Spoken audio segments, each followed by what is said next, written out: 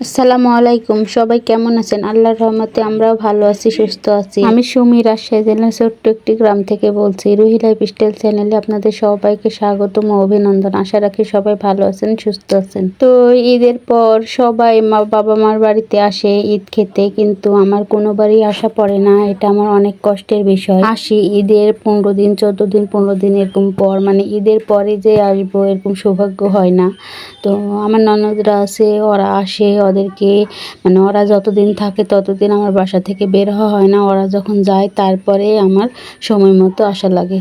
তো যাই হোক, আজকে সকালবেলা ঘুম থেকে খুব তাড়াহুড়ো করে উঠেছি, উঠে সব কাজ কাম সেরেছি। তারপর দুপুরবেলা রান্না বান্না সব শেষ করে দুপুর পরে রওনা দেওয়ার জন্য, মানে বাবার বাড়িতে রওনা দেওয়ার জন্য রেডি হলাম। তো আমরা মোটরসাইকেলেই আসি। তো মোটরসাইকেলে মানে অনেকগুলো আম, কাঁঠাল এগুলো নিয়েছি। নিয়ে মোটরসাইকেলে বাঁধার পরে মোটরসাইকেলে এত পরিমাণ সমস্যা হচ্ছিল, আসা যাচ্ছিল না। তারপর অবশেষে একটা অটো নিয়ে চলে আসছি মায়ের বাড়িতে। তো যাই হোক, এখানে কেশর বাজারে এসে আমাদের কিছু একটু বাজার, মানে আমাদের মাঝখানে আসতে কেশর বাজার পড়ে, তো ওই বাজার থেকে কিছু ফল এগুলো নেওয়া হলো।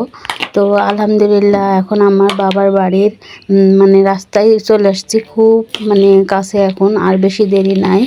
তো মেয়েদের জীবনটাই তো এরকম, মানে শ্বশুর বাড়ির ইচ্ছাতেই মেয়েদের ইচ্ছা, মানে মেয়েদের নিজস্ব তো কোনো ইচ্ছা নেই। তাদের যখন সময় হবে, যখন পাঠাবে তখনই আসতে হবে, এটাই প্রত্যেকটা মেয়েদেরই জীবন। তো বাবার বাড়িতে আসার সময় প্রত্যেক মেয়েদেরই মনটা খুশি খুশি হয়। এদিকে আমার মেয়েটা দেখুন, মানে বলছে নানার বাড়িতে চলে আসছি। আমার মেয়েটা ছোট হলেও কিন্তু রাস্তাটা চিনতে পেরেছে। বারবার দেখা দিচ্ছে যে আমার মামা আছে, ওখানে মামা আছে, এরকম করছে। হয়তো বা মামা আছে নাকি আশেপাশে। তো এই যে আমরা আসার পরে আমার মেয়েটা এখানেই দেখতে পাচ্ছে যে ওর মামা, তো বলছে ওই যে মামা চিল্লাচ্ছে, আর ওর মামা ওইখানে দাঁড়ায় আছে। তো ওর মামাকে দেখে এত পরিমাণ খুশি, মানে লাফে ওর মামার কাছে চলে যাচ্ছে। তো ওই যে ওর মামা দাঁড়িয়ে আছে ওইখানে। তো আমার মেয়েটা মানে গাড়ি থেকে নেমে ওর মামার কোলে একদম ঝাঁপিয়ে চলে গেল। মানে ছেলে মেয়েদের নানা নানির বাড়িতে আসার আনন্দটাই আলাদা। তো ওর মামা বলল যে আমি আমার ভাগ্নিকে নিয়ে হেঁটে হেঁটে আসছি, তোমরা চলে যাও। তো এইদিকে এই যে আমরা চলে যাব। তো ওর মামাকে পেয়ে এত পরিমাণ খুশি, মানে প্রত্যেকে তো অপেক্ষায় আছে। আর বাড়ির একটাই লাতি, মানে আমাদের বাড়িতে তো আর কোনো সদস্য নাই, আমি একা আর আমার ভাইটার এখনো বিয়ে হয়নি, আমি একাই, এই জন্য একটাই মেয়ে। তো সবাই শুধু আশায় পথে থাকে কখন আসবো। আর এদিকে আমার মা তো রান্না বান্না সব কিছু করে বসেই আছে, যে আসলেই নাতিকে নিয়ে থাকবে। প্রত্যেকটা মারাই বুঝি এরকম সন্তান আসার অপেক্ষায় বসে থাকে। তো সামনে দেখুন আমার বাবা হিলান দিয়ে দাঁড়িয়ে আছে, মানে তার নাতনিকে দেখে নামাজ পড়তে যাবে। এখন মাগরিবের সময়, তো নাতনিকে তো আর দেখতে পেল না, তার মামার কাছে আসে। তো আমরা বলে আবার চলে যাচ্ছি, একদম দরজার সামনে নেমে যাব। তো আলহামদুলিল্লাহ বাড়িতে আসার পরে শরীরটা এত পরিমাণ খারাপ হয়েছিল, কারণ সকাল থেকে আমাদের শ্বশুর বাসায় কাজ করে আসছি, মানে শরীরে একটু রেস্ট নেই। আবার এখানে আসলাম, তো কোনো কিছু আর করতে ইচ্ছে করছিল না। রাত্রে খাওয়া দাওয়া কিছুই ভিডিওতে ক্যাপচার করতে পারিনি। এদিকে আমার আম্মু খাসির মাংস, তারপর গরু গোস্ত এগুলো রান্না করে রাখছিল।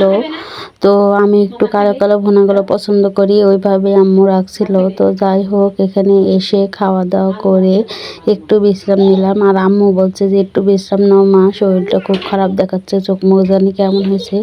মা তো সন্তানের চোখ মুখ দেখলেই বুঝতে পারে যে সন্তানে মানে কতটা কষ্ট হচ্ছে কি হচ্ছে।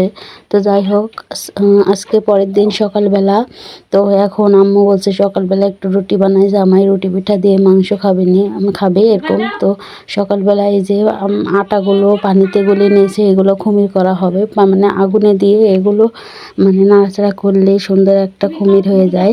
তো আলহামদুলিল্লাহ এই যে খুমির হয়ে গেছে। এখন আমার আম্মুকে বললাম যে একা একা আপনি কীভাবে করবেন, আমি হেল্প করি, আমি একটু রুটিগুলো বেলে দিই আর আপনি সেঁকে নেন। তো এই আটাগুলো ঢাললো। এখন বললাম যে আটাগুলো একটু ঠান্ডা হোক, তারপরে এগুলো রুটি বেলা যাবে। তো এখন সকাল প্রায় মানে 5:30 কি 6টা এরকম হবে। খুব তাড়াতাড়ি করে এগুলো করে নিচ্ছি।